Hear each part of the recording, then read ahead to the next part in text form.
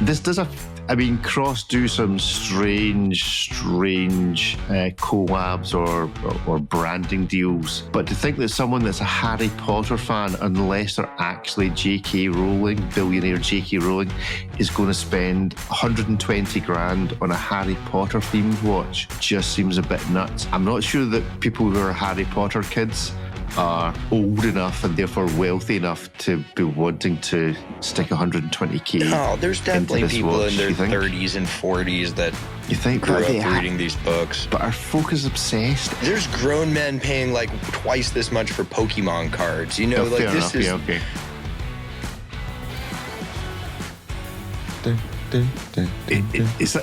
Is that from hockey? Yes. Is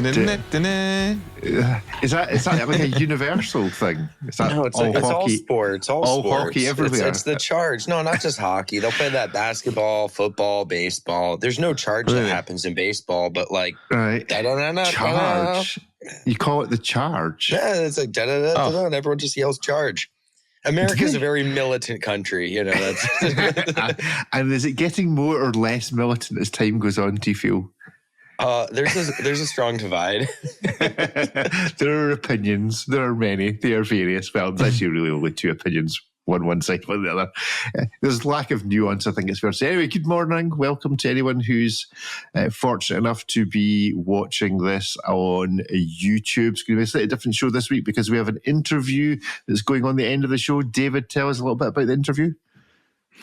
Oh, it's a chit chat I had with Fabrizio Buonamassa, who's the head of design, executive product design director, something at Bulgari. If you all know Fabrizio, I mean, he's amazing. We had a lovely chat during Geneva Watch Days, and it's only about time that we published that interview. So that's something to look forward to. Ripley, do you think David is the man who says Fabrizio's name the best? Because well, certainly on our team, Rick, it's not going to be you or me. So true, that's a fair point. Our editor Hayden was trying to tell me who it was the interview with, and I knew who the interview was with, but I wasn't for helping him out with pronouncing the name. Just letting him attempt. Half the watches I write about, I hope we don't talk about on the podcast because I have not the slightest idea how to pronounce them. Hayden, if you're listening to this, I think you should record yourself saying Fabrizio Buonamassa's name and just insert it into the show here for all of our entertainment. So there you go, Hayden. That can be your unique appearance on this week's episode. So we have that to look forward to. Ariel's not on the show this morning because he's starting his already on his way. Already on his way to Dubai. And David, you're setting off to Dubai this morning at some point? Yes, or soon? That's correct. And are you going direct to Dubai? Is there a flight, or are you having to do a stopover somewhere or change somewhere random? I have the privilege of flying direct for once from Budapest, which is great. Good. And have you any expectations in particular for Dubai Watch Week? Anything you think is going to happen this week? To be honest, I have high expectations because I know that it's going to be a huge event, by far the biggest Dubai Watch Week they've ever done. They were very excited about this last year already, and now it's like it's been in the works for about 2 years. It's a biannual event, so we have one off year and 1 year when it's happening, and now it's like. It's quite a big deal. So that's I think it's right next to the fountains, next to the Burj Khalifa, with huge booths from AP, from Rolex. It's going to be a large venue, I'm told. So that's it's exciting. I'm just not sure how many people will be there, how to imagine whether it's open to the public or not. So again, we're just flying into it. Yes, they're stepping up this year, change of venue and all sorts of, I think that the reality is they're trying to give Watches and Wonders a run for its money. Quite frankly, it would appear to me. Yeah. And it'll be interesting to see just how many brands decide to drop new watches this week rather than holding out to Watches and Wonders. I don't know if anyone's ever done a count. We should do a count back on how many watches were released 2 years ago by Dubai Watch Week versus how many will be more just by the scale of the number of brands. There's so many brands this year. It's the event has just kind of been growing, but it's now at the scale where it's rivaling Watches and Wonders in terms of size. I think there's more brands debuting at the Dubai Watch Week proper than Watches and Wonders Geneva. Now, granted, Watches and Wonders Geneva, like the whole industry just shacks up in like different hotels around the city. But like in terms of the actual proper show, Dubai Watch Week is quite large now. So I think just due to the number of brands, even if each brand's releases are relatively conservative, we're still probably going to get a ton of new watches, some of which we know about and can't talk about yet, and some of which I'm sure will be surprises to everyone in the coming days. Excellent. Well, let's move on with our show, and as ever, we deal with the bit of clippage, and there can be only one candidate this week for the clippage, and thankfully Ariel is not here because it's always helpful when we talk about this particular time of year. There's something that always happens at this time of year. It's always useful when Ariel's not here. We talk about it because the disdain normally in his voice is clear for all. But this week's our clappage. Care to have any guess who it's going to, gentlemen? The most illustrious award show that you have to pay to be in consideration for. Of course it is. Of course it is. GPHG. So before we just briefly go through this, let's just give them a round of applause. We can decide why in a minute. It doesn't really matter. I thought we would very quickly, and I mean very quickly, because it's only worth it from the point of view of the clippage involved, is look at the winner. And just off the top of your head, here's a challenge. Off the top of your head, you just have to think of any other watch that you know of in the last year that's better than the watch that won this. It doesn't need to have been in the competition, just anything that was better. We don't even know some of these with they're so nebulous. There's something to, or I have no idea what the criteria is for some of these. Like the challenge prize, I'm challenged by half of these selections. Yes, I don't really know. The Aguille dollar, the best watch of the year that wanted to pay its money to enter the competition, was this single-handed Breguet Classique subscription. Now, some may say that because Breguet is owned by a certain parent company and all the big parent companies have to win something, that this might have influenced this. But can you think of a watch that you would prefer to be called the Watch of the Year, the Grand Prix winner, than this Breguet? Name one, David. Well, I quite like that one. So I think, I think quite like this one, but what about the other Breguet? I was going to say the other Breguet, literally the other Breguet. I mean, this is a very obvious really something. So it's how can it win a prize? It's not even original, I think is really the point. It's the world's most expensive Meistersinger. It's a glorious watch. I quite like it. I quite like it, but the other Breguet there's quite a lot to talk about with that one. So I don't know. But I think that's where we should be going. So the actual winner of the Aguille d'Or, Aguille, David, you're the one that pronounces these things. Go on. Aguille d'Or Grand Prix. It should be a Meistersinger. Is that what we're saying? So just give it to Meistersinger. Yeah, Meistersinger wins. Just give it from now on. Every year, it's reserved for Meistersinger. I mean. It's not too bad. I'm not that mad about it. But even if you just look at the nominations, sometimes it's just like it's insane. It's a school sports day. Everybody has to win, no matter how bad you are. Piaget with the freaking stupid cushion-shaped nonsense that nobody cares about. It's in 3 different categories, the same watch. It's just like, I mean, we how many articles we write? There's at least 1,000 articles on aBlogtoWatch every year. How is it that the freaking Piaget from 10 or 15 years ago that nobody has cared about at all for the last 15 years is in 3 of these categories? It should be mathematically. You really have to try to trick mathematics quite so much. So time only, we'll ignore the ladies' watch and the ladies' complication watch because largely speaking, they ignore them as well. Time only prize.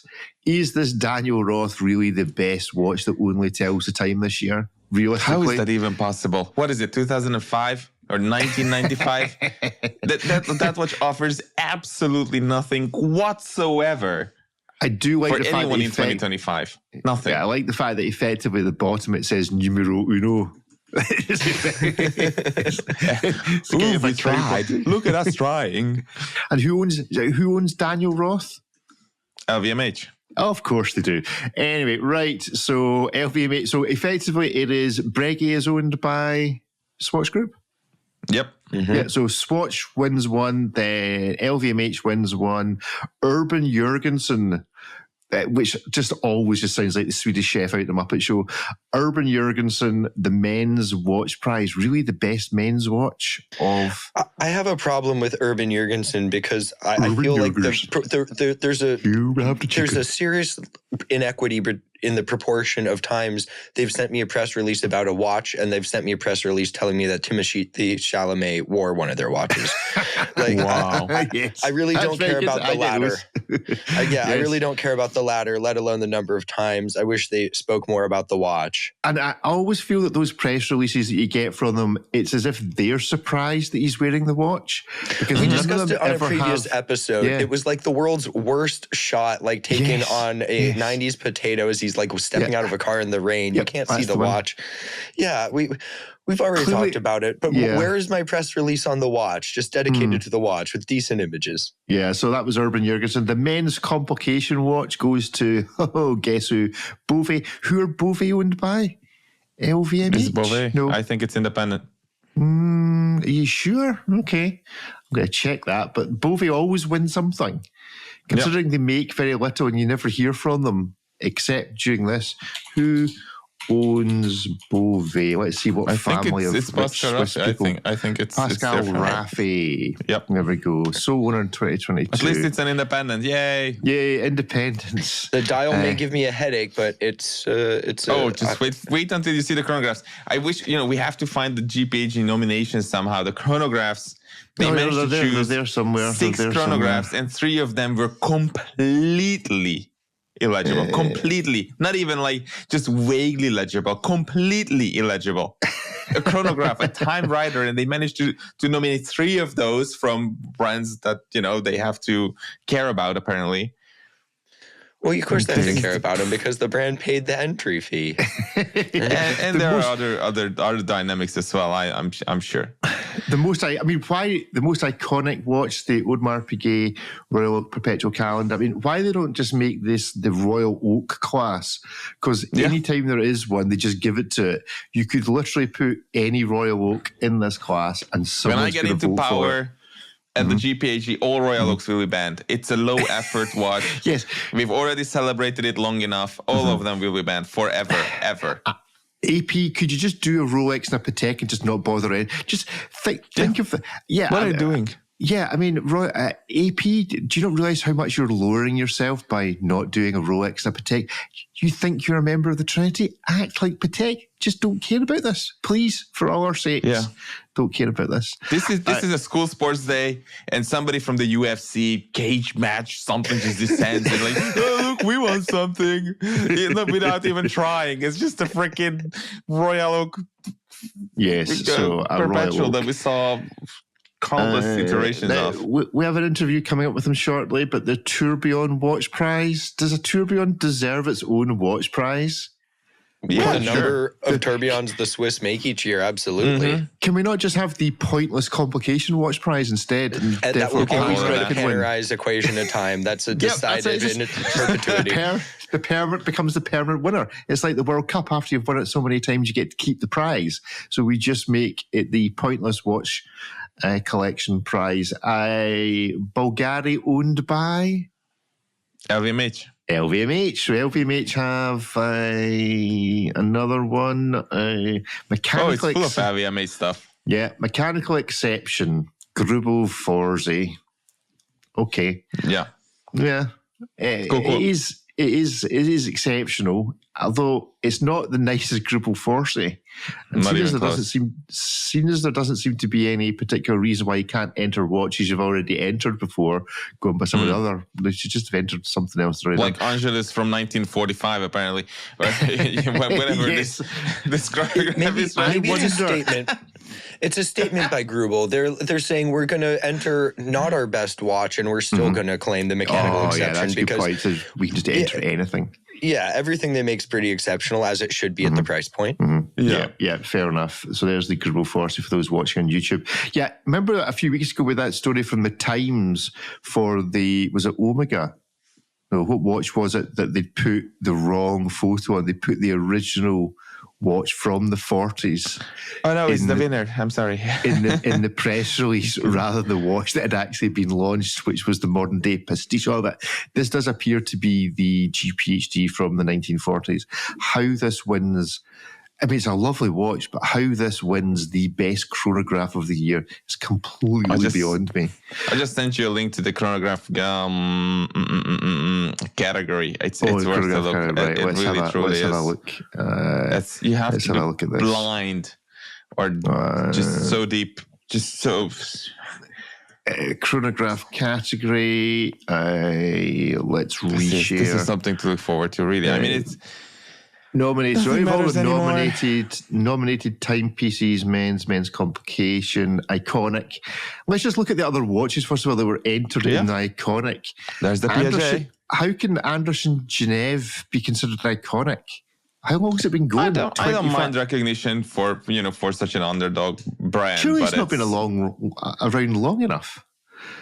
Yeah, and the interesting thing here is that the Breguet was entered in the iconic, and then won the overall prize. And because of the really stupid rule, I don't understand why they do this. It makes no sense. That effectively, it's both the best watch in the show, but not the best watch in its class, which is just weird. why they don't like take all the watches that win the classes, like take all the watches that win each of their classes, and then have a vote amongst those watches to be the best watch. Yeah, it's like saying you can't win Best Picture at the Oscars because you won Best Costume. So yeah, it's really weird. Can I just say, as a disclaimer, I'm happy for all the brands that get to advertise GPHG dominations and ride the waves of it and maybe get a customer or two because of it. But this is the most ridiculous thing. This whole, just the way, certain watches are chosen, they're definitely 100% objectively are not even good watches in their class, let alone to be the top 6 the last year could produce from Switzerland or anywhere else in the world. I mean, look at these chronographs. Look at this headache-inducing. Look at the Audemars Piguet. I mean, do you think somebody was just watch? Do you think somebody was just like, you know what? Let's enter this. See what the worst watch is we can enter that also then wins. And to their credit, they looked at these 3 or 4 monstrosities and chose a watch from the 1940s or the 1950s. And they were like, all right, this is crap. We have to go back almost an entire century and recognize that, even though that is the lowest effort watch probably. Yeah. Not in all of human history, but the last 80 years. It's just take a chronograph, put chronograph on it, and then just be done with it. I mean, how could that be a good effort from a chronograph? I just don't get it. I mean, you would think that this ranks as almost the 6 worst chronograph releases. Yeah. Look at the pushers on that Louis Monet. It looks like the Scream. That's a stonking looking watch in real life. It looks really good, the dial, the case. It's a cool looking watch in person, but at least it's also legible. If you look at the Moser, you look at the Ming, whoever thinks of stuff like this, the Moser, it's shocking how, I'm looking at a photo of it right now, hero shot, product shot, straight on. Shocking. I cannot tell you where the hands are. No idea. It's like the anti-chronograph. But also, if you look at the unders in Geneva, as much as I adore that brand as the underdog, in its segment, those might just be the record smallest subdials on any chronograph ever. Maybe they're like 2 millimeters across. Like, good luck reading that. By the time you have the eyesight of somebody who can afford one of these, it's impossible. Basically, almost all of these are terrible watches in terms of legibility. And if a watch is illegible, it's a bad watch. Full stop. Then we can maybe look at the case or look at the movement finishing or something like that. But every watch should be, from the start, just be legible. And some of these are not. And these, I'm not going to say who, managed to choose these as the best chronographs. It's just, it really is just the highlight. But again, all the other categories have their own nonsensical choices as well. Can I please encourage the jury, if any of you are listening, feel free to abstain. Abstention should be allowed. If you get watches that end up through to the final 6, and frankly, they're all hideous. Please just abstain. Please just say, I am not voting for any of these, because clearly this is trash. Anyway, sports watch, the Chopard Alpine Eagle won it. Yeah, that I agree with that. That watch is awesome. The only watch that won, and actually the other watches, sporty.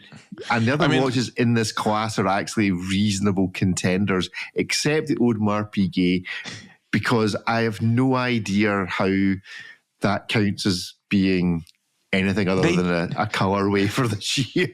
They chose a double quarter pounder full gold Roland Ferriers because it has sport in its name. If you remove sport from the name of that watch, it ceases to be sporty.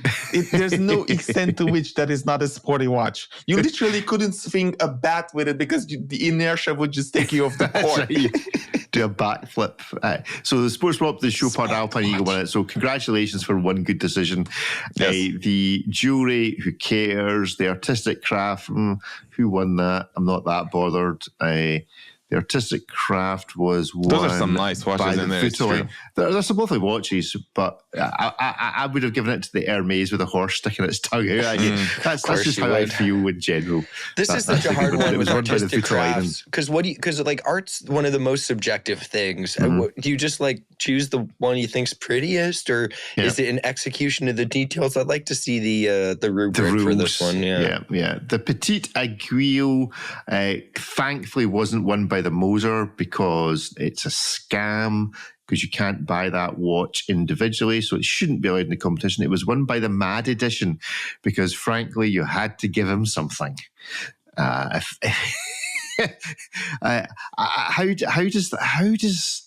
does a watch that's almost designed not to tell the time, almost? I mean, I'm not a big fan of Nomos, but how Nomos does not win that watch for the value that Unimatic World Timer presents is completely beyond me as to how the Nomos does not win that. I mean, even the Christopher At least Ward, there's some strong competition here. Yeah, these are like good value watches. It's competitive. True. And then the challenge class was won by, I think, probably the watch that caused the most. The challenge of telling the time, apparently. Well, it was a Denison that won it. The stone tiger eye thing. It's just weird. But then it's a weird class. It's just it's fine. It's just a bin fire of a class. I'm not sure not quite sure the criteria for it, but the Denison had a moment. The criteria is it's under 3,000 euros, I think, or 3,000 Swiss francs. I mean, okay, but that make it more open-ended. But no, the Denison had a moment this year. It kind of challenged the perception that a stone dial needs to cost an exorbitant amount of money, and everyone seems to have really hopped on that train. So I'm sure, why not? And then the mechanical clock was won by the Lepe, who are owned by, I think they're owned by LVMH Group now. I think they might have been taken over. Well, it has, I think it... So they beat out a Yoni Egg, a hot air balloon, and like a carousel? What is the gold thing? Anyway, there's GPHG. So predictions for next year for GPHG. Well, it's impossible. We've got to do a live. We're going to do a live simulcast with GPHG next year. How is it possible that Urban Jürgensen might have launched 2 watches last year and they have 3 in GPHG nominations? We're supposedly looking at the best the industry can offer. And I'm not against Urban Jürgensen, but again, mathematically, it should not be possible for them to be in 3 different categories with 3 different watches. Like, who are they to just be in there and just elbow all the others out? It's just so incestuous, this whole thing. It's just so backwards. And for people to think, yes, this is in a way, it is a competition, but it's not like Formula One, but almost like that. It's like a very close circle. You cannot just simply start another team and then another one and then another one, unless they figure out a way to start a new category in which you can fit or something like that. So it's just really, really weird to me. This whole thing. What category would you like GPHG to introduce next year? I don't need a new category. I need a new trophy. The creepy golden baby fist needs to stop. We need to get a proper trophy. Honestly, if whoever designed that thing wants to sit down and have like an hour-long interview with me, I would love to put together an in-depth story on the design of that trophy.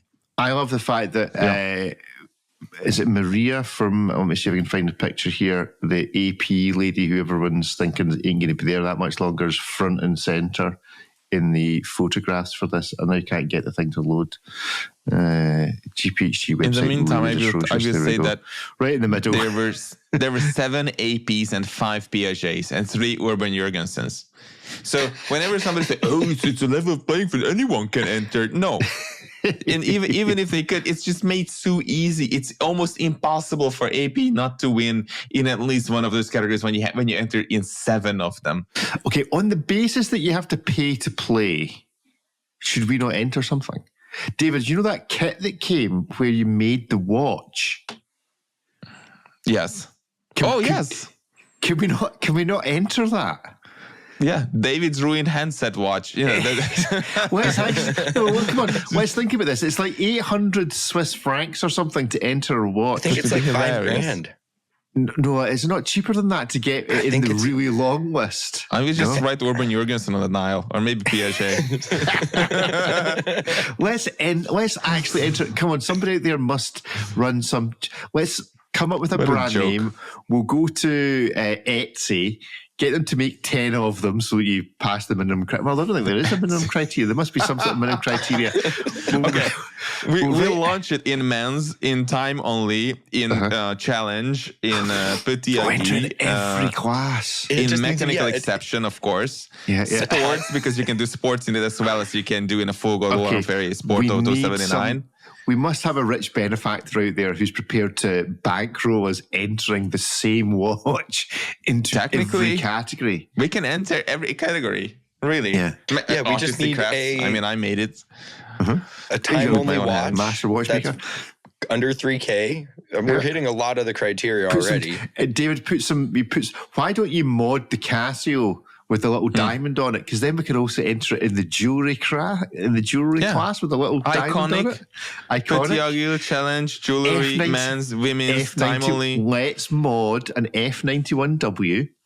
Take the mode buttons off so it's time only. We take exactly the same watch, the F91-W, and remove bits of it and put other bits onto it to make it so it's not exactly the same looking watch. We put a couple more diamonds from drill bits on it for more jewelry. We paint a horse on the back for the artistic crafts. Set it to chronograph mode so that it enters as a chronograph. Exactly. Pull the pushers off for time only. I think the same watch entered into the full class. I think it's a genius idea. We just need someone with about 15 grand that's prepared to let us pull this stunt. There must be somebody there. Come on, this is genius. We're so close to something so great. Get Rick a gift card to like Seiko Mod website and just let him go nuts at like $300. Yeah, just think of the PR that somebody that mods Seikos would get for on the back of us entering the same watch in every class. How would you make it a women's watch? And a female complication watch. Just put it, there was this big revolt that we are not supposed to be having these different categories. There were some journalists who were saying that it's all wrong to have this separation. So I'm not sure how the JPHG can allow itself to have these differentiations. So we just enter exactly the same watch. Just enter the same exact watch. And if they call, foul on it, we have to say, well, that's not very enlightened. Exactly. We'll just write woke on the back of the watch. We'll just get somebody to engrave with a chisel. The alarm function will be called woke. You see, this is how great ideas are born.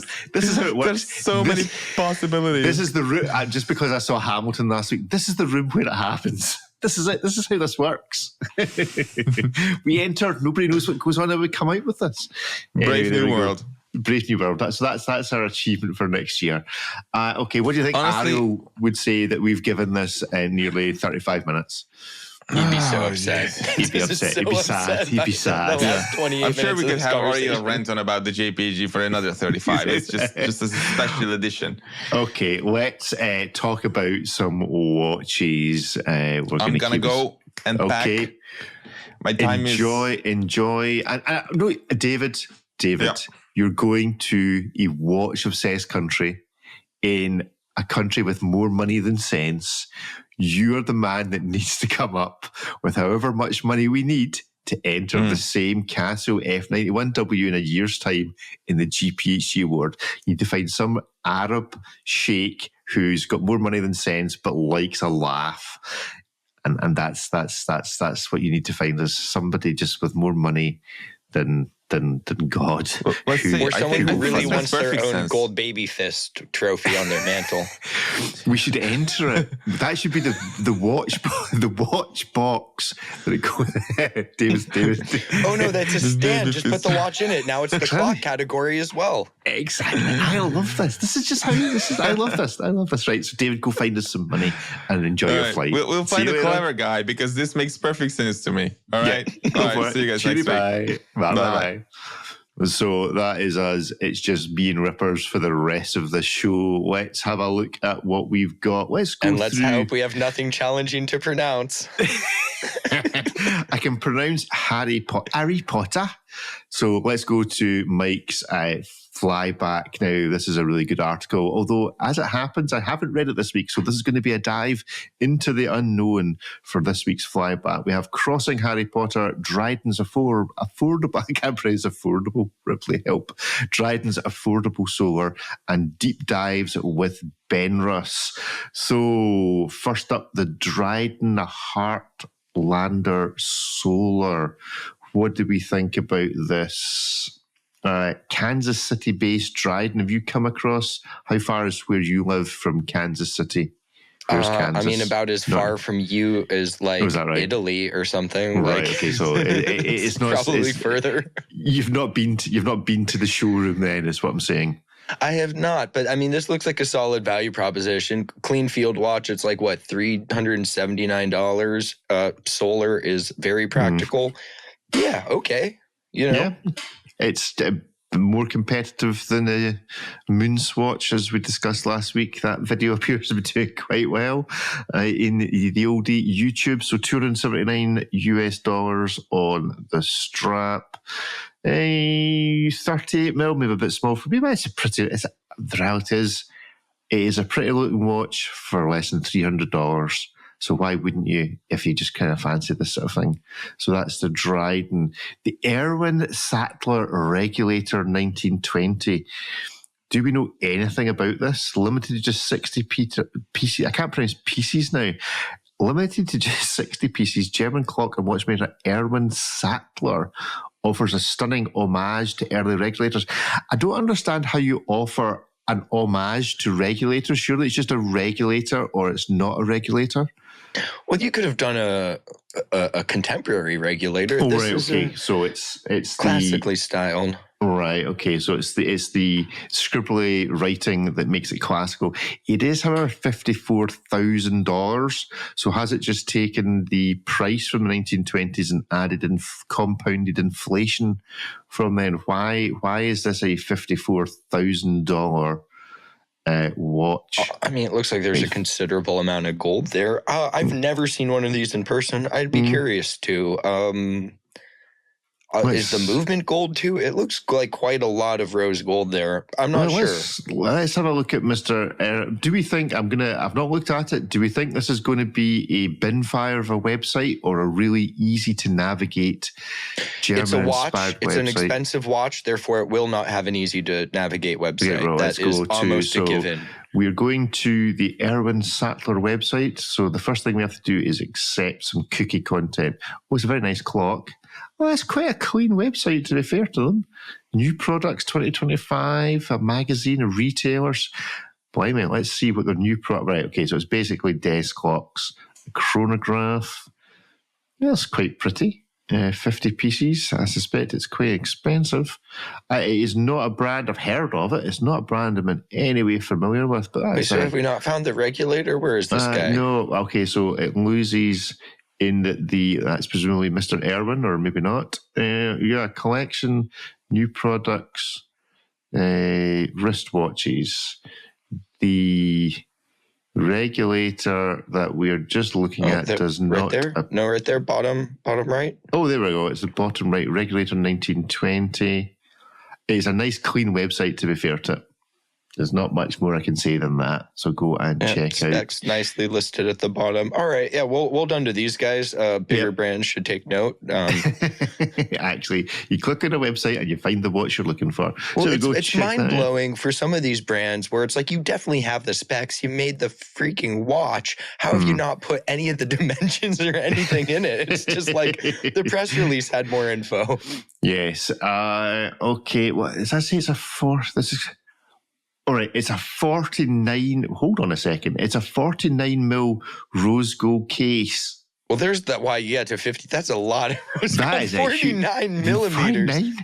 Gordon That's Bennett. built for your Scottish wrists. Yeah, so the reason it's $54,000 is actually because of the amount of gold it takes to make anything that's 49 mil in rose gold. Well, 49 mil, like we joke about 47 mil Panerai and like U-boats and stuff. 49 That's like those old A-Lang and Zona pilot's watches that you'd strap to the outside of your Biggles leather jacket flying or a your biplane. thigh, the ones that go around the leg. I mean, this is one of those things where you can say what you will about the design or the brand or anything, but I'm sure it's one. If you feel 49.5 millimeters of gold, you'll go, okay, yeah.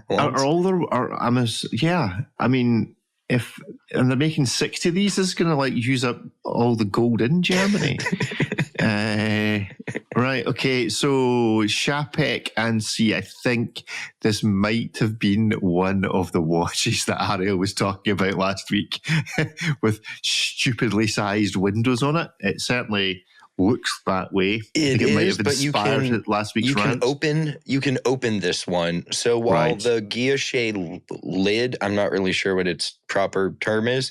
The guilloche lid. You know, it's not the hardest to read, but you can open it up and you get the mechanics of it. I would, if I had this, I'd try to find some way to just take the lid off. And I think it's called, is it not called a hunter case, no? Or is that only when it's in the case back? But I usually hear that in relation to the case back. I guess you could. Yeah, so this is the Chapek website. I'm always concerned about these websites when they don't recognize that you're coming from the UK, and so it's asking you the question in French. And I'm sure it's the one on the left for authorizing the cookies, but it always concerns me that I'm clicking something and my computer's going to go to blue screen of death.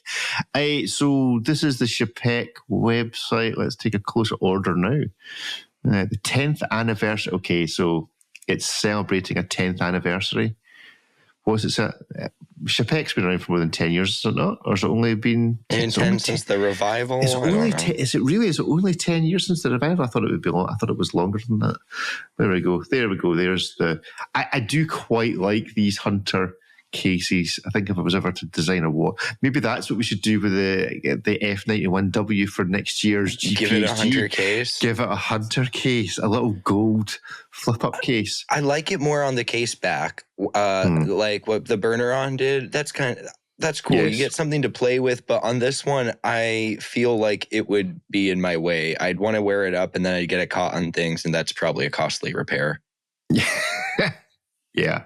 What happens? I got my lid stuck on the door frame. Yeah. Okay. So $64,000 in gold.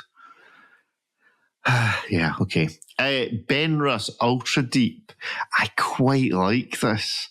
$1,100. It's a weird size though. It's only 36.5 mil, which just seems very strange. Oh, it's a 13.8 thick. Yeah, it's... What have they done? Have they put a chronograph inside of it? Where are they getting this? Why is it? It's more like wearing a Lego brick than like a Lego wall. Wait, what's the depth rating on it? It says ultra deep, but like at the 13.8, it better go really far down. Let me see. I'm on the Benrus website. Let's see how good the Benrus website is. I have a thinking that this is going to be horrible to navigate. Our collections, right? Type 1. So what's this called? This is a Type Ultra 1 Deep. M1, so it must be in here somewhere. Type 1 M1. No. Ultra there Deep, we go. there we go. 20, huh? Here, 20 atmosphere. Is that not just 200 meters? Yeah. So there's nothing ultra deep about that. Why is it called the Ultra Deep? It's 200 meters. It's an ultra deep case.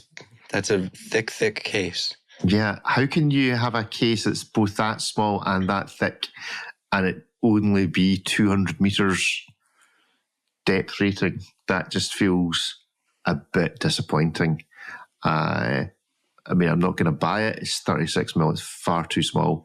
On paper, specs are only half the story. I'd be curious to see one of these in person, but that is a chonky little boy. It does look like the bracelet might be a bit jingly-jangly.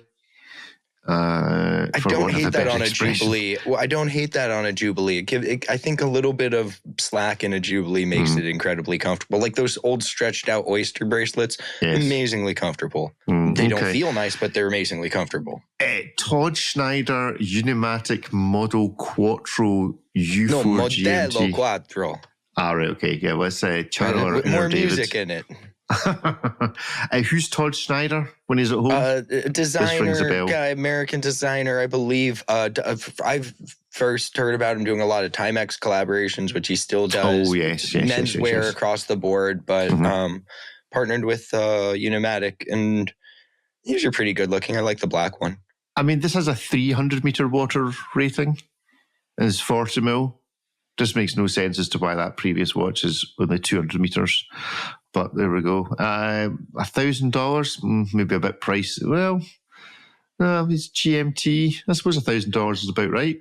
That's not too bad. It feels a bit expensive for the Seiko GMT. That's kind of, if this was like the Miyota, I wouldn't bat an eye. That said, Unimatic watches are never like the least expensive for that type of watch with that movement. But these look pretty cool. Yeah. I'd be curious to see one. Okay, now a watch that is of interest to me for reasons I'll go into in a minute. The Cross Studio Harry Potter Central Floating Tourbillon. This does Cross do some strange collabs or branding deals.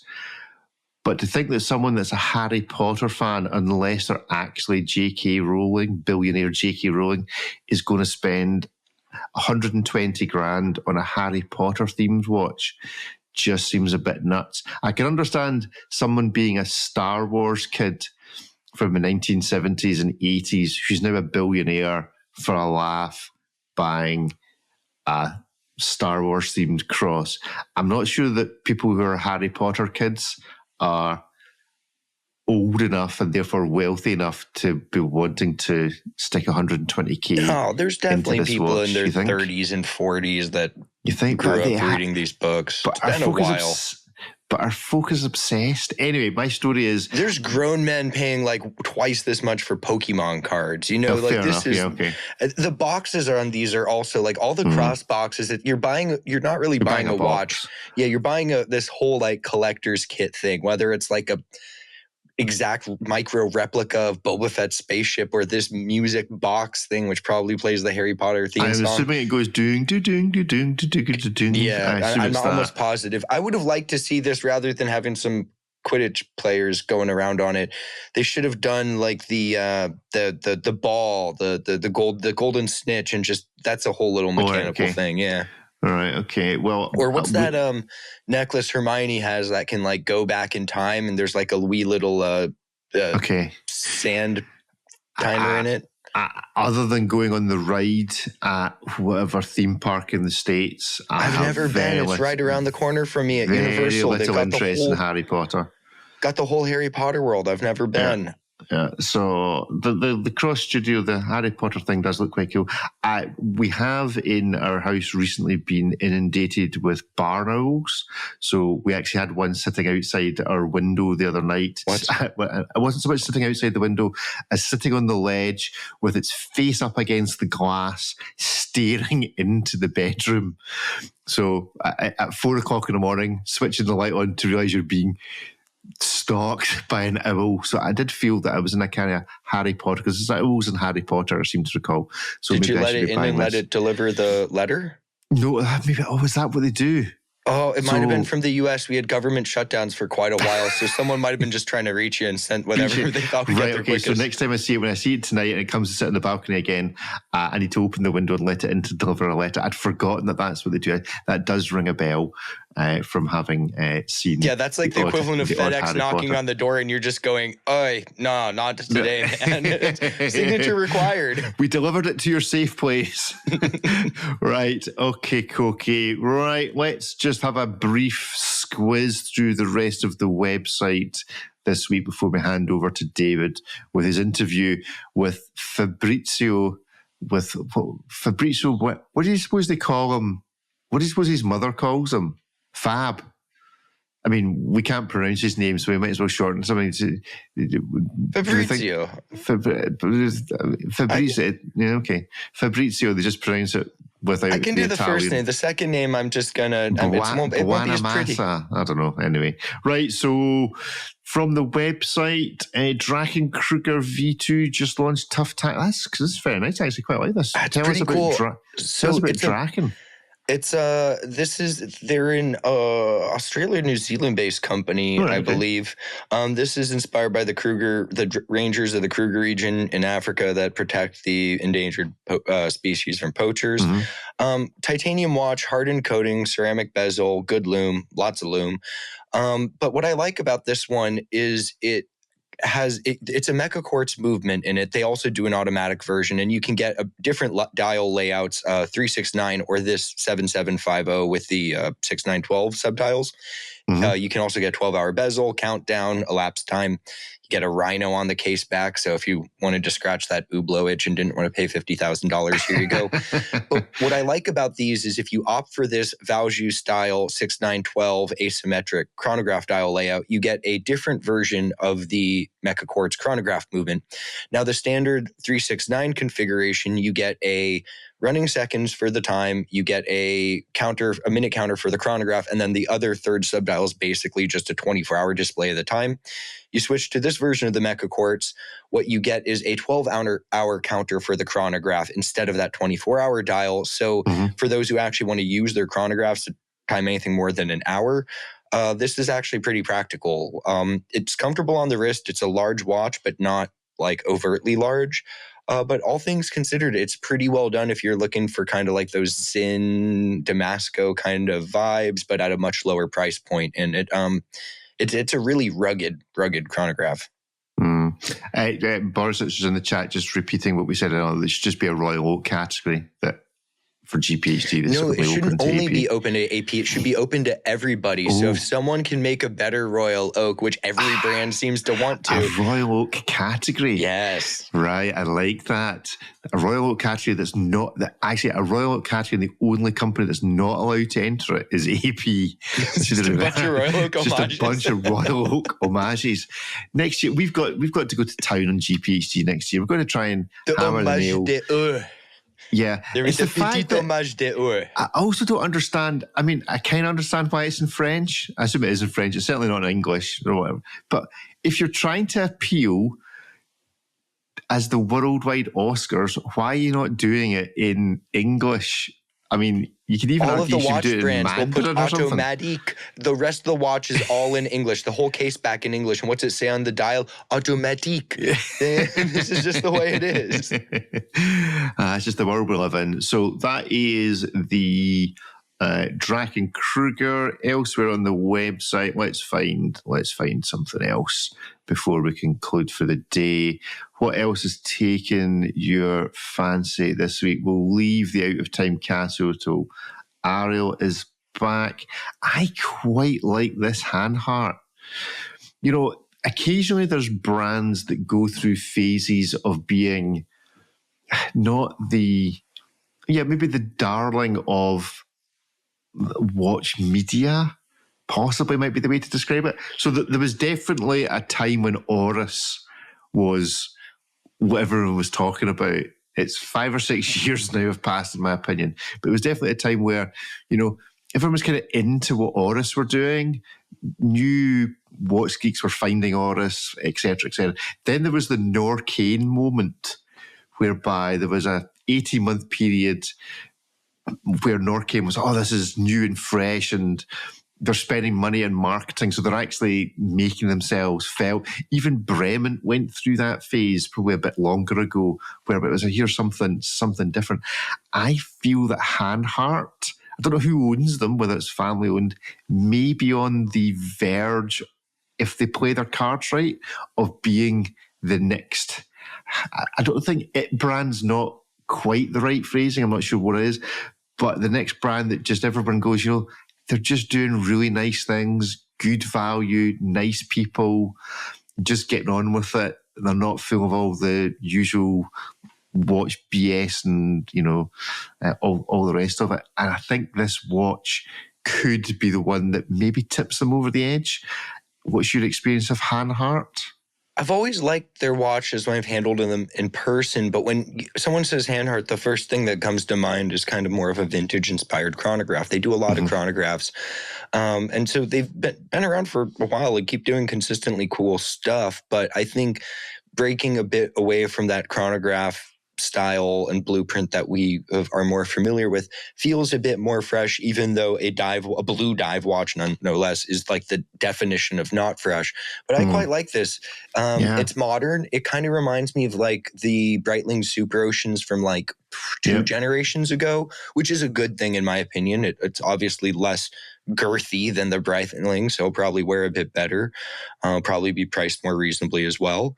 Like what's this? $1,700, $1,800 if you want the bracelet. Okay, I'm I'm here for that. That's as Oris as the price of like a Diver 65. You just brought up Oris, like. I think when they were experiencing all of that love, it was when you could get, an entry-level Aquas or a Divers or kind of your choice of litter for under like $2,000. Now that's kind of the starting point, $2,500, $3,000 for a lot of them. Caliber for 400 stuff's even more expensive. So there's sort of that void for people looking for a nice watch in that low three-figure price point. So I think this is just as nice as any of them. If you like the style, I've never been let down by the quality of them. In the chat, the point's been made that Nomos is maybe the brand du jour. That sound, I don't know what it means, but that sounds like the right phrase. The brand du jour at the moment is Nomos, particularly with that world timer. I think that's going to be their last brand du jour moment. And then something else is going to put. You see, maybe it was Bremen, then it was Oris, and it was Nomos, and then it was well, the world timer the brand nice. I've just forgotten about now. It's the world timer from Nomos. I think Hanhart has the opportunity to get into that. I really like them. The world timer is an interesting proposition because it's a time-only dive watch. Lots of brands make that. The world timer, in the context of Nomos's catalog, it's on the more expensive side, but what it's giving you is a cool complication that you don't really see expressed in that manner below a certain price point. Executed in a nice, fun way at a pretty reasonable price point. So I like the Nomos a lot. Yeah, I had one of these Hanhart Desert Pilots for a wee while. Epic watch. Just it's not, it's a large watch, but it just seemed to be unreasonably clear for the size that the watch is and dead comfy. So go and check out all things Hanhart. Grand, right? Well, I think we're going to call it quits at that, Mr. Ripley. So let's set up David's interview. You'll now hear with Fabrizio Buonamassa of Bulgari. Thanks all for listening, and we'll see you all in a week or so's time. Cheerio. Hi, everyone. All right, officially kicking things off. Hello, everyone. We are in Geneva for Geneva Watch Days 2025, the 6th iteration, if I'm not mistaken, and the 6th one that I'm attending, so I should know. And I'm here with Mr. Fabrizio Buonamassa Stigliani. Hi. It's always a pleasure. Thank you. To pick your brain a little bit. I just said that you are in a very unique position in the world of watches. And you asked why that is, and I said, well, it's extremely rare that I get to sit down with an artist and a designer. Thank you so much. Who has had such a big impression on the current selection of a brand, because sometimes we celebrate historic designers, Yeah, and it's true. I'm still alive. and isn't that great that you didn't have to die for your work to be celebrated? I mean, Once a journalist told me, Fabrizio, you are very lucky because you can appreciate your success, because often we celebrate the people who passed away. Yes, I'm still alive. You are right. Yeah, so that's another thing to celebrate. That's true. But again, I think one of the reasons why I personally don't cover vintage watches is because I find a lot of frustration as opposed to pleasure in trying to research documents and things from 40 or 50 years ago, because even today it's kind of difficult, right? So now we are here in the now. I see some pictures with incredible Octo Finissimo watches, and there's one on my wrist and another one on yours. I see you're wearing the sketches. Yes. Is that your daily wearer? Yes. Okay, really? Yes. Wow. I believe that was very successful. Yeah, I think it was sold out after, I don't want to say a few minutes, but for sure a few hours. We just discussed about that with our sales people during a lunch. Mm-hmm. And we discussed about the sketch because someone noticed the sketch on the wrist, and the other one say we immediately sold all the collection. This is super cool. But I'm very happy about that. It's a bit my signature because it's a sketch that I made on the dial about the movement, to celebrate the movement. Because the Octo Finissimo, without the movement Finissimo, honestly, it's a different object, let me say. So this was the idea behind the second sketch edition, to celebrate the movement. Right. I see. Do you think that this was such a success because it's very visibly a human touch that we rarely get to see in watches? Honestly, I think so, because it was a crazy idea. It was after the first sketch edition that it was even more wow effect, because it was the first time that someone make a sketch on a dial of a watch. And I received comments from very important collectors around the world, and they told me I never seen something like that in my life. But I say, but it's just a simple sketch about 12/6, and they say, but it's simple for you, but for us, we never seen something like that. So the second one, that's why I decided to change completely. Instead of make a sketch about the dial with the 12, the indexes, and the 6, we decided to celebrate the movement with a very accurate sketch made by hand. Not each watch is made by hand, but we made the master. I made the sketch by hand, and after we used our technique. And it was a sketch that I made during the process development of the movement. Right. So what I was going to ask is, I wonder, was the sketch life size or true to size, or was it a larger one that was shrunken now? No, it was made, if I remember well, it was an electronic file. It was a JPG because I made the sketch by hand on my tablet. Mm-hmm. I remember it was an iPad or my Wacom screen, my Wacom tablet. And after we transferred the file that was made by hand on another software to make the DVG. The DVG file is the file that they use in manufacturing side to make the cliché for the dial. Yeah. So without the DVG, they are not able to create the master. Let me say. The cliché is for the pad printing, right? The cliché is made in steel, and they use electro erosion to remove the part that have to fill with the print. Yeah. So at the end, when you see the indexes on the dial made with the calc technique, it means that on the cliché, the index is the part of the steel that you remove. Right. Because you have to fill with the paint. Yeah. With the varnish. And it's a very delicate process because it's the file, it's not very good. The dial is not very good. Mm-hmm. The problem on the sketch dial was that it's made by hand. And you see that the stroke has a certain dynamism. The problem on the DVG file was to decide which kind of pixel you have to leave or you have to cut on the drawings.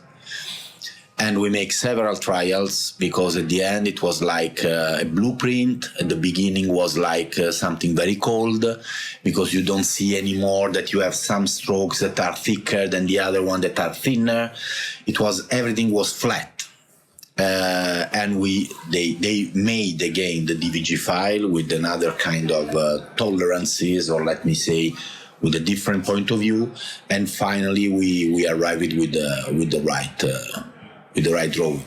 Having seen what a lot of the manufacturers and brands do, for better or worse, I can say that this is the difference that having your own dial manufacturer makes. Because if you were to go to a supplier 8 times to make 8 different things, it would take several months, or they would just say no, and they would just say... Exactly, but we make some dials still today outside our manufacturing site because we are not able to absorb all the production that we have. But you see that the point of view is different. Because when you are an external supplier, okay, this is my technology, this is what I can do. We have to find a compromise. When you play with your internal supplier, that is your manufacturing side, you say, we have to find a way to achieve these results.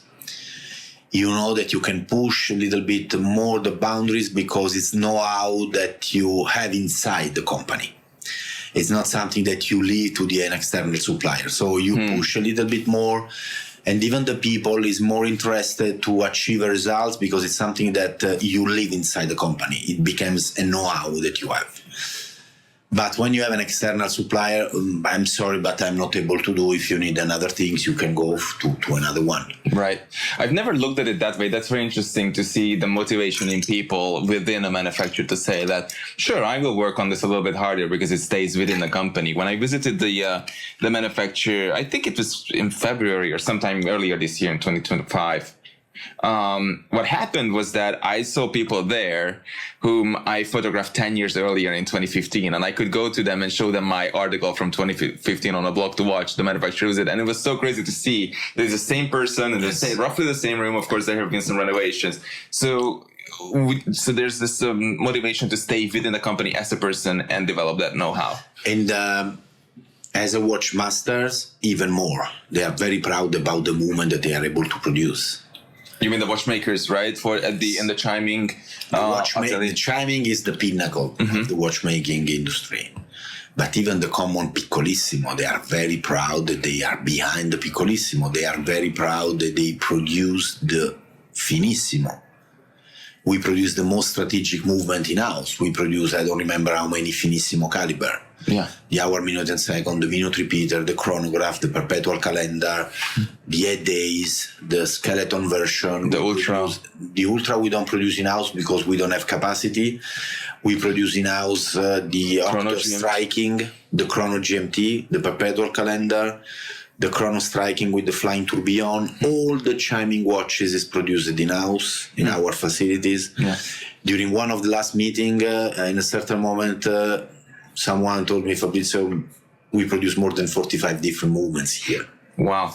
That for us was wow. But is that virtually simultaneously? It's not like this continues. For example, we are not able to produce more than, I don't know, just to give you an idea, more than 150 piccolissimo per year. We are not able to produce more than 6 or 7 Grand Sonnerie Quantien Perpetuel tourbillon per year. It's a limited quantity. It's not a movement that you can produce in industrial way. Behind the piccolissimo, there is, I don't remember how many hours for the regulation of the balance wheel, all these kind of things. The problem behind the very small mechanical movement is they are not reliable at all. That's why in a certain moment in the watchmaking industry, they decided to stop the production. Not just because the quartz was 100,000 cheaper, but it was super reliable. So at the end, if you make together the two things, everybody say, okay, doesn't make sense today to produce small mechanical movement. That's why today exists just Bulgari and GPHG. Yeah, nobody else. Yeah, nobody else. But if we have, for our Serpenti watches, for our iJury watches, today, after 15 years of Finissimo on the market, we cannot use any more quartz movement, even because we don't produce in-house quartz movement. So when you have manufacturing side, you have to take care about all these kind of things. When you buy components, you take the telephone, okay, I need 2,000 movements, see you next month. Yeah, exactly. And I think it's also what happened is that the market has matured up to a point where it can appreciate the Piccolissimo, when it's not just the high jewelry element of it, but customers, either if it's women buying for themselves or men buying as a gift or something like that, they look inside, look beyond the diamonds and the gems and the design, which has always been historically amazing with high jewelry Bulgari timepieces. But to say that, okay, we have to adorn 150 of them with the Piccolissimo, that means there are enough people out there who say, I do care about. We would like to have more. Right. Because I would like to use more Piccolissimo in high jewelry watches, in more watches. But unfortunately, this is our capacity. Now, I don't know if it's 150, 180, 100. Honestly, it's not my job. But just to tell you that we produce in-house all this movement, and you have seen the manufacturing in the house that we have. It's not a huge manufacturing. So yeah. That's why sometimes we have to choose which kind of movement we have to produce instead of the launch that we have in calendar, and we start to develop movements 3 years before the launch. So of course, we are working on 2028 to have the right effort inside the manufacturing side to see we have to produce this. No, they say, no, we don't have time. We have to anticipate because we are still in production about these components or the case or the bracelet. So when you have manufacturing side, it's not so easy. Yeah, it's a blessing and a curse. I mean, there are natural bottlenecks because you cannot just go out and hire 100 more people the day you want and have them be trained and dexterous enough to put together 100 more Piccolissimo in a day. It's a totally different job. When you buy components, when you buy movements, you have just the assembling process. Sometimes the assembling is made not in-house, it's made with another supplier, so at the end you buy watches. But when you produce in-house all this kind of movement, even if we don't produce in-house some components like the spirals, like the anti-shock system, but anyway, we produce, we buy some components, and after we produce and we assembling our watch in house. Yeah, in the same way how Porsche doesn't make its own suspension components, in the same way it's not their DNA. Yeah. We don't produce a spiral because we don't have the technology. We think that there are other brands that produce spiral better than us. Yeah. Unless you can do better, and unless there is a threat of availability or lack thereof, you can just rely on those suppliers. Yeah. I think that's completely normal. But, to have this creation process, I wanted to ask you about what we, of course, as journalists call writer's block. Sometimes I sit down and I see just a white blank piece of screen and I have to write something on it. But I have a lot more freedom because I have my own concept and, of course, I have what I want to say. But in a way, I don't have the constraints as you do because you have technical properties, wearability, movement size, all the rest of it. Have you, with those constraints, ever experienced a block of creativity that you had to overcome? You always have something to put out. Never. I'm never be scared by a white piece of paper. Honestly, I'm very lucky because I don't know this kind of mood. Okay, the sensationary thing, yeah. No, it's not. Sometimes I make sketches that I hate. I take the piece of paper and I put in the rubbish directly. Yeah. But honestly, when I have no idea, I have no idea. It doesn't make sense to make sketches just to waste your time. You have to think about something different. You have to read a book. You have to see an exhibition. You have to ride your motorcycles. You have to make something that you enjoy to change your mindset and to think different things. Right. I see. That sounds very interesting because a spark of creativity is even if I look here on the walls and I see all these watches, it's very clear that it's there. And with the Finissimo, for example, you've produced dozens of different iterations. If we count all the ceramics and the engraved ones and all of these. What's it like to have this canvas to work with? Is this a good constraint or something that is this like, because you're working with a Finissimo and you have to sit down and you had to make the first one and the fifth one and the 10th one and the 15th one. So what is it like to be the designer overlord of such a complicated and complex You collection? know, I'm never satisfied, so I always find an excuse to someone. Someone told me, "You don't make watches. You make watches just because it's an excuse to make another sketch." That's good. Maybe he was right. Honestly, I don't know, but I'm never satisfied, and I think that there is always an opportunity to tell a different story. Mm-hmm. Today, the Octo Finissimo is funny because for me, it's a sort of entity without shape. It's a philosophical concept. It's neither an octagonal shape because the case is almost square. It's an amazing bracelet, very smooth, with a very one-of-a-kind buckle, with a very unique movement. And all the things together makes the Octo the Octo. If I remove the movement, that's a pity. If I use the movement in a different case, yes, but it's less strength, less unique. So at the end, it's like a cocktail. It's if you change just the proportion between the gin and the Campari, you have different things. Yeah. And this is the Octo. It's difficult to say, but when I talk with Liu Fan, when I talk with Adawando, Sejima, Miyajima, Laurent Grasso, for me, it's a blank canvas. It's just a white frame, and you can put all what you want inside. And people will probably appreciate it. Like the Sejima is still one of my favorite, mind-blowing watches. Do you remember Sejima was completely polished, was a sleek, an invisible watch, and now we have the Liu Fan that is absolutely a brand new finishing. We change by hand the surface to recall this big rock that Lee used on his sculpture. On the other side, you have this big mirror, so you have the raw material with something that is absolutely finished and polished. So this was the contrast, and it was very, very cool, this collaboration. He's very kind. It's really, I appreciate a lot the time that we spent together. The watch is unique. Today, it's neither I like it or I don't like it, with these shades on the dial made by hand. Each bracelet is this finishing that is made by hand.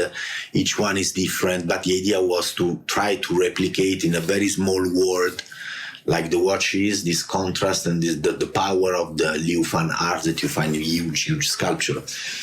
Yeah. The collectors who collect this watch already had, 50 watches at home. Of course, and exactly that's what I wanted to bring up is when you do something for so long and it becomes its own identity or entity, I should say. It for some people it becomes a religious question, and there are certain expectations attached to that. I mean, for example, the 911 is, I think, a prime example of this, because it has purist collectors who look at a 4-wheel drive, whatever nonsense, and you're like, oh, this is crap, and they go out and they buy the SD, or they lust after the manual higher being naturally aspirated thing, and they look at all the others as stuff that dentists drive, and of course Porsche has to make both of them, right? So it's like, of course it's a balancing act. Have you experienced this sort of pressure from the collector community? No, honestly, we don't want to stretch the brand anymore. If the collector, yesterday we had a dinner party with collectors, and we receive a lot of comments, but each collector has a different point of view. But I cannot follow all the requests of each single collector. I can make a one-of-a-kind watch, for sure. But there are a lot of different kinds of collectors. The collectors that collect the watch, the collector that use the watch, the collector that buy the watch because it's an investment, the collectors that love to enjoy all the watch that they have. It's different. Honestly, we have to be consistent with the brand DNA, with the Octo DNA, that today we can say there is a very specific DNA. After, I don't remember how many collections, it's funny because it's just 15 years old, and it's I don't know if exists another exploit like that in watchmaking industry, able to change completely the perception of a brand from a jeweler able to make some watches to one of the most dynamic and interesting company in watchmaking environment today. I don't want to say the best, the most incredible, because honestly, I don't think that is correct. Each one has his own idea. But the fact is that before the Octo, when I joined the company in 2001, oh yes, it's a cool watch, but it's not for me. Yes, but I don't like the style. We talk about style when I joined the company. Now it's not anymore a discussion. You know what? The proportion, I love the movement, I love the watch, but doesn't fit with my wrist. I tried several times. I know that is amazing, but maybe I'm still thinking about... So we never talk about aesthetics. We just talk, it's for me or it's not for me. Right. And everybody say, okay, Fabrizio is not my taste, but I appreciate and I have to assume that you make a great job as a movement, as ultra thin concept, as an everyday complicated watch. This is really stunning.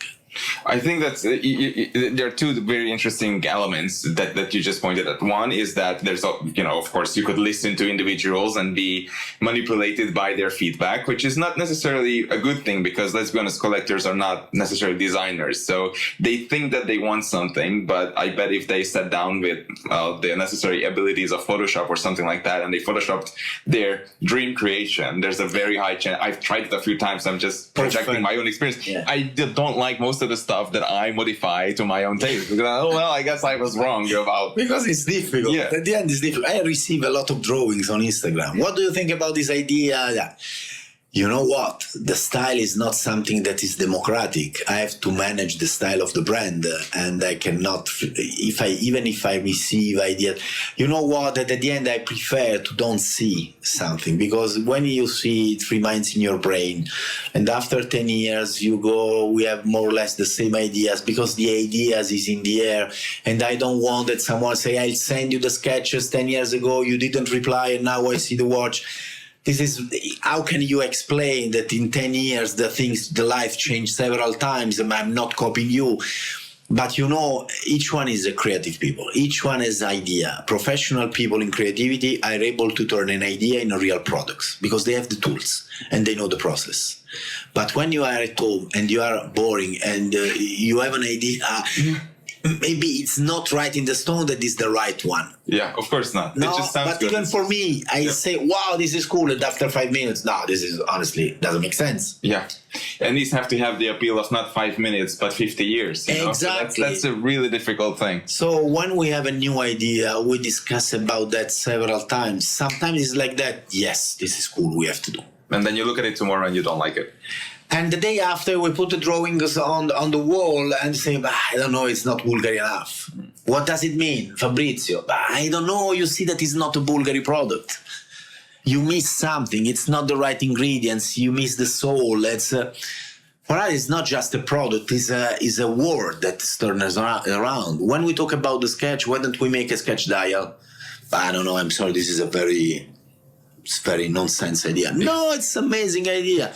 Even for me, sometimes, I don't know, it's difficult to judge your own ideas. Yeah, sometimes you have to pursue it, and yes. Throw it out at the last minute. Does that happen that you throw something out when it's like 95% complete, or once you get to that stage, you can always turn it into reality? Do you axe products or ideas? No, honestly, today, at my age, when we have an idea, 90% is okay. Yeah. But when I joined the company, you need you need years to be able to manage the DNA of a brand. You need years and you have to assimilate. And after that, you are able to play with it.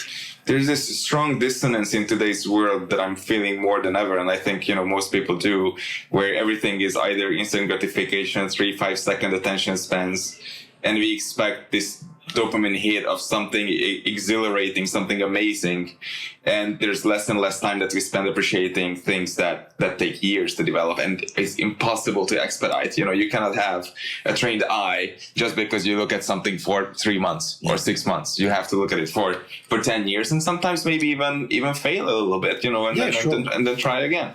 How do you I make a lot of mistakes. But when in your team, is there like such a dynamic when people just come to you with an idea and they say, "Look at this! I think it's the best work ever," and you have to say it's not? Let me say that I'm quite special. I start making sketches when I was 4. I spent all my life making sketches, having ideas. I study artistic secondary school. At university, I studied industrial design, and after I work in the automotive industry, so I know very well the technological constraints, the technical constraints. I worked in a big industry. Now I work in the watchmaking industry. If you are more or less a bit the sense of what you are doing, you immediately can recognize if the idea is good or not.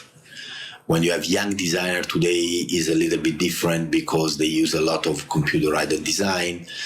When I have some portfolio, wow, it's super cool. When we play during an interview, you see that he's not able to make a real sketch. You say, what's going on? The computer is fantastic, but you have to lead the computer, because otherwise, if the computer make the idea because you are not able to use the software 100%, you are not able to manage the creativity 100%. Speaking of computers, just to wrap this up, what is your opinion about AI-generated ideas? I am very old. I think that I never use it. I use sometimes on Lightroom to remove some dust that I have on the lens. This is the unique tool that I use about the AI. Because maybe I'm old, I don't know, but if someone were to come to you and said, "Look what AI just created," would you look at it like, "I don't care because I always find maybe it's the level of the AI now, but I always find something that's a bit artificial compared to the real life. Maybe it's just the evolution. Maybe in 3, 4, 5 years, we are not able anymore to say if it's a real picture of your AI representation. I'm not very excited about that word, to be honest. It's always the same. When I was a car designer, we have the computer-aided design. We don't need designer anymore. Everybody was scared. Wow, it's gonna be difficult. We are still today we make sketches by hand. It's just another tool that helps you. If you don't have any idea, you don't have any idea, neither with AI. Yeah. Because with AI, the most important skills is to be able to write the right prompt. Yeah. If you don't have an idea, you don't know what you have to write on the computer. The computer doesn't work without these kind of things. Exactly. So at the end, it's just another tool that we have. For sure, it's scary because each big change is something that we are scary about that. Yeah. But in my career, I already had 2 or 3 big scaring moments. It was the computer-aided design. Digital photography. No, it was more the connected watches. Really? Yeah. In a certain moment. The second quarter. We start to look at the meeting room. Wow, it's going to be the connected watches area. I can tell you that brands actually tried to ban aBlogtoWatch from covering smartwatches. And we had years of ruined relationships with certain people at certain brands, big brands, because they felt that we were betraying the industry. And we're like, no, it's not going to happen. And of course it didn't, but it was a big scare. And now we are still today talking about Octo Finissimo Ultra. That is the things that you imagine is far away from the connected watches. Yeah. Even if the first one was super cool because we used the Ultra as a gate between the digital world and the physical world. Yeah, we both edged onto the do you remember barrel? It was the moment of the virtual life and all this kind of blockchain. So the Octo Finissimo Ultra, the first one was really a gate. Yeah. So the third one now is the AI. I think that still today we are talking about mechanical movements, we are talking about handmade things, and I think that in the future, the most precious things, it's going to be the things made by hand. Because for sure the AI is going to help us a lot to make repetitive works, to make things that doesn't have any added value from humans. But the things made by humans, it's going to be even more difficult to achieve and to have. So if you're able to make things by hand, I think it's your moment. Yeah, absolutely. Yeah. from plumbers to watchmakers, you know, Exactly. to sketches, whatever it is, you know, it's our time. I think that's a high note we can end on. Fabrizio, I appreciate your time and your input. Thank you very much. Very interesting discussion as usual. Thanks a lot. We continue next year. I hope so. Cheers. Bye. Bye.